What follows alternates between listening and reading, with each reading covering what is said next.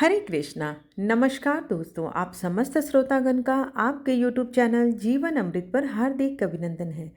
आज की वीडियो में आप रसपान करेंगे मार्गशीर्ष महात्म कथा का 17वां अध्याय।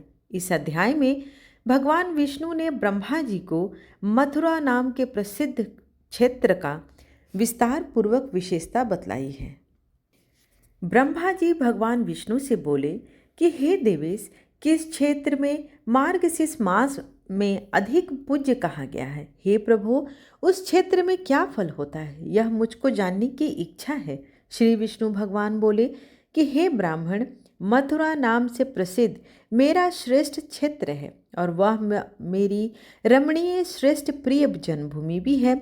हे चतुर्मुख, मथुरा में पद पद पर तीर्थ का फल होता है। मनुष्य जिस जिस स्थान में स्नान करता है तो उसे उस स्थान में स्नान करने से घोर पापों से मुक्त हो जाता है।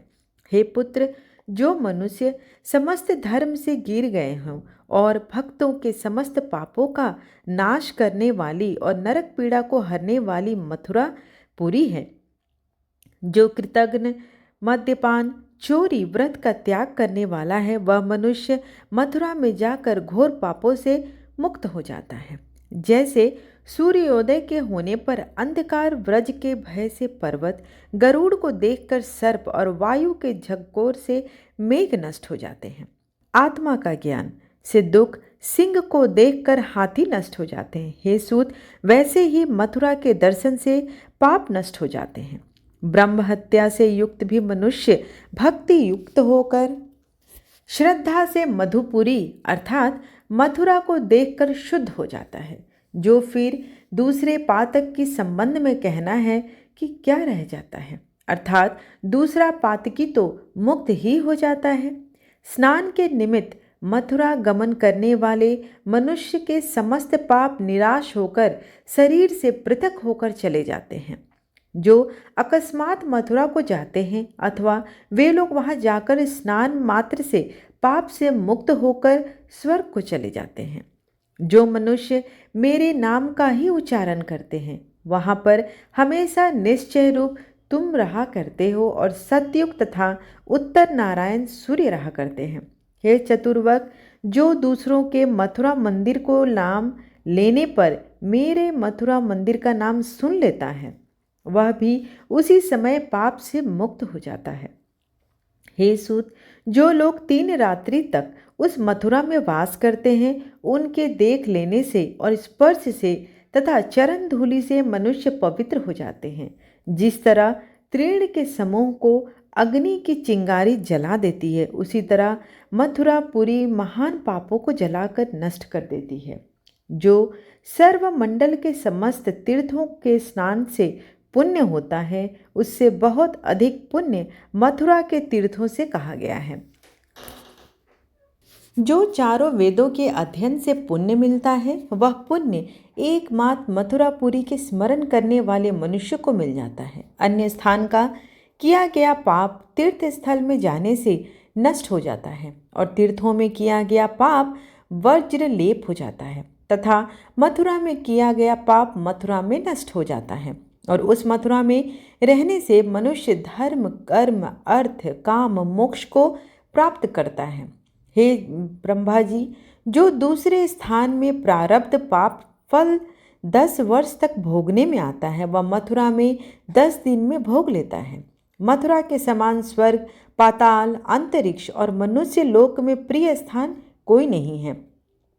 केवल मथुरा में सर्वदा मेरा प्रिय स्थान कहा गया है। समस्त तीर्थों में मथुरा अधिक श्रेष्ठ स्थान है। मैंने वहां पर गोप बालकों के साथ बाल क्रीड़ा किए हैं। जो फल 33,000 वर्ष तक भारतवर्ष में वास करते हैं, उससे वह फल मथुरापुरी के स्मरण करने से हो जाता है। हे पुत्र, राहु द्वारा सूर्य नारायण के ग्रसित हो जाने पर सूर्य ग्रहण में जो पुण्य होता है, उससे भी अधिक पुण्य मथुरा में प्रतिदिन होता है। तीर्थराज प्रयाग में 1000 वर्ष तक वास करने से जिस अभिष्ट फल की प्राप्ति होती है, हे पुत्र, वह फल मार्गशीर्ष मास में मथुरा में वास करने से होता है। वाराणसी में 1000 वर्ष तक वास करने से जो फल प्राप्त होता है, हे पुत्र, वह फल मथुरा में मार्गशीर्ष मास में एक दिन में होता है। जो मार्गशीर्ष मास में गोदावरी और द्वारका में वास करता है तथा कुरुक्षेत्र में पृथ्वी दान करता है और 6 मास तक गया में वास करता है, जो मथुरा में एक दिन वास के समान भी नहीं है, जिसके समान द्वारका, काशी, कांची, मायापुरी, गोदावरी और न तीर्थ करने के समान है। जो लोग यमुना जल से तृप्त होकर पिंडदान की इच्छा नहीं करते, जो मनुष्य मथुरा को साधारण दृष्टि से देखते हैं, उनको पाप राशियों से युक्त जानना चाहिए। जिसने मथुरा को नहीं देखा किंतु देखने की इच्छा मात्र होती है, उस मनुष्य के जहाँ जहाँ मरने का भी उसका मथुरा में जन्म होता है। हे चतुर्मुख, पृथ्वी के कण कण में समय पाकर गिने जा सकते हैं, परंतु मथुरा के जितने तीर्थ हैं उनकी गणना भी नहीं की जा सकती। हे ब्रह्मदेव, मथुरापुरी में वास करो। मैं उस मथुरा में गोप कन्याओं के साथ निरंतर वास करता हूँ। संसार में मग्न मनुष्यों और अन्य शिष्य वर्ग, सुनो, यदि अत्यंत सुख की इच्छा है तो मेरी मथुरापुरी में वास करो। आश्चर्य है कि संसार के प्राणी की आँखें होने के बावजूद भी कुछ देखते नहीं हैं। मथुरापुरी में रहने पर भी सदा संसार में जन्म परंपरा को ही भोगते रहते हैं।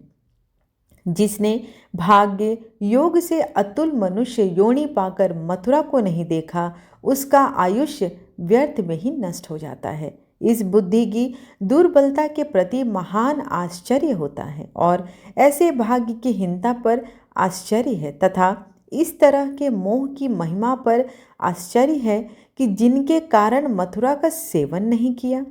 जो मथुरा का त्याग कर अन्यत्र वास की इच्छा करता है, वह मूढ़ मेरी माया से मोहित होकर संसार में भ्रमण करता रहता है। जो मथुरापुरी में जाकर दूसरी जगह जाने की इच्छा करता है, क्या उस दुर्बुद्धि को ज्ञान है? नहीं, वह तो अज्ञान से घिरा हुआ है। जो माता पिता और अपने बंधुओं को त्याग दिए हैं तथा जिनकी कहीं गति नहीं है, उनके लिए मेरी मथुरापुरी गति को देने वाली है। जो पाप समूह से घिरे हैं और दरिद्रता के द्वार पर हैं तथा जिनकी कहीं गति नहीं है, उनके लिए मथुरा पूरी गति को प्रदान करने वाली है। सार से भी अत्यंत सार और गुप्त से भी परम गुप्त गति स्थान को ढूंढने वाले मनुष्य के लिए मथुरा ही उत्तम परम गति दाता स्थान है। वह मथुरापुरी श्रेष्ठ पुण्यों से, श्रेष्ठ दानों से तथा तपों से और स्तुति करने से और नाना प्रकार के उपायों से नहीं मिलती है, किंतु केवल मेरी कृपा मात्र से ही मिलती है। जिन मनुष्यों को मुझसे स्थिर भक्ति है, उन पर मेरी बड़ी कृपा रहती है और उन्हीं धन्य मनुष्यों की मथुरा में गति होती है। जो गति योगी, ब्रह्मवेता और बुद्धिमान की होती है, वह गति मथुरा में प्राण त्याग करने वाली की होती है। यद्यपि संसार में काशी, कांची और मुक्तिपुरी हैं, परंतु उनमें एक मथुरा ही धन्य है, जो कि मथुरा जन्म ग्रहण से मोंजी व्रत अर्थात उपनयन होने के बाद ब्रह्मचर्य पालन से मुक्ति अर्थात संसार के सुख भोग से और दान से मनुष्यों को 4 प्रकार की मुक्ति देती है। अन्यत्र जो गति सैकड़ों मनवंतर पर्यंत योगाभ्यास करने से नहीं मिलती, वह गति इस मथुरा में मेरे प्रसाद से खेल कूद में ही मिल जाती है।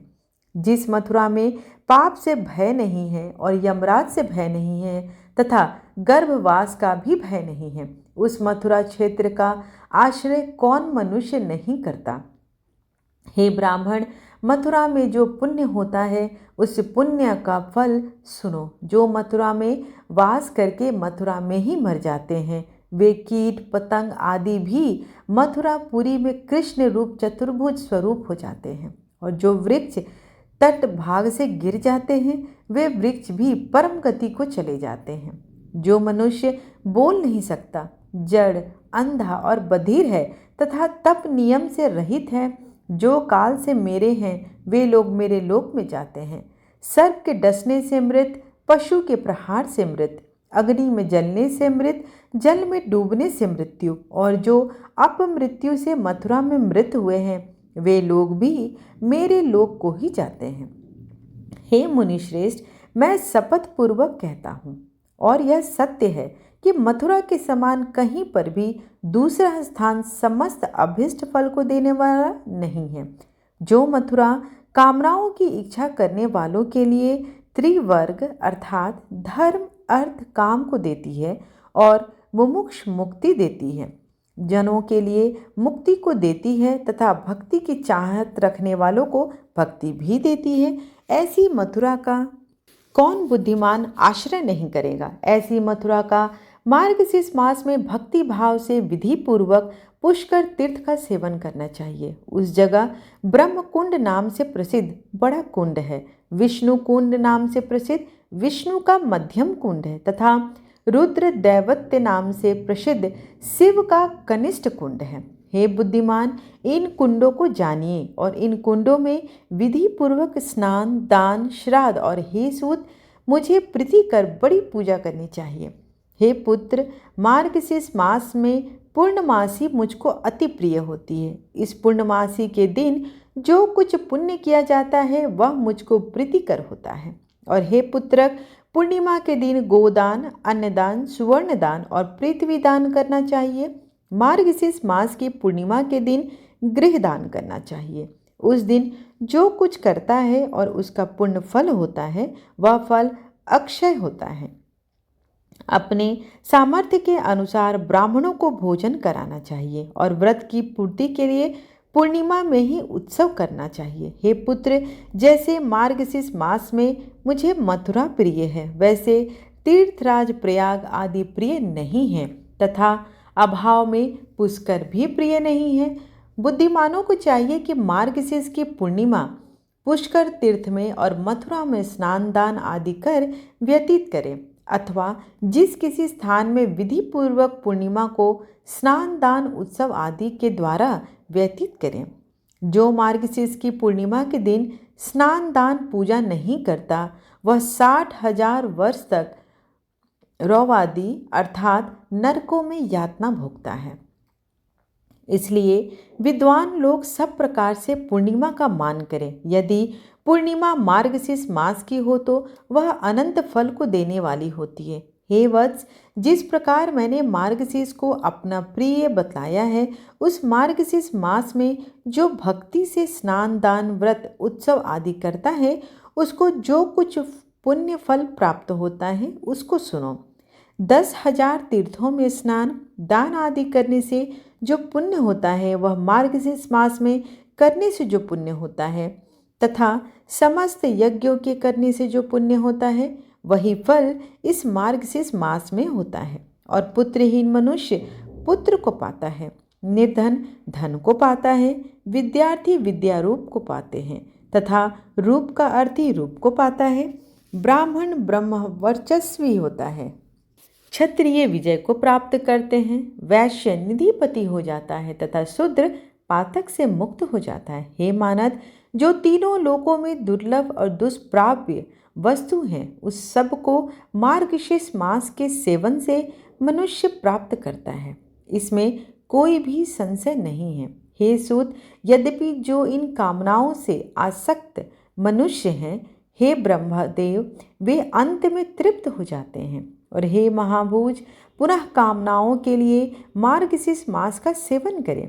हे पुत्र, मुझे वश में करने वाली सुंदर श्रेष्ठ भक्ति अत्यंत दुर्लभ होती है। वह भक्ति मार्गशीर्ष मास में करने से पुत्र की प्राप्ति होती है।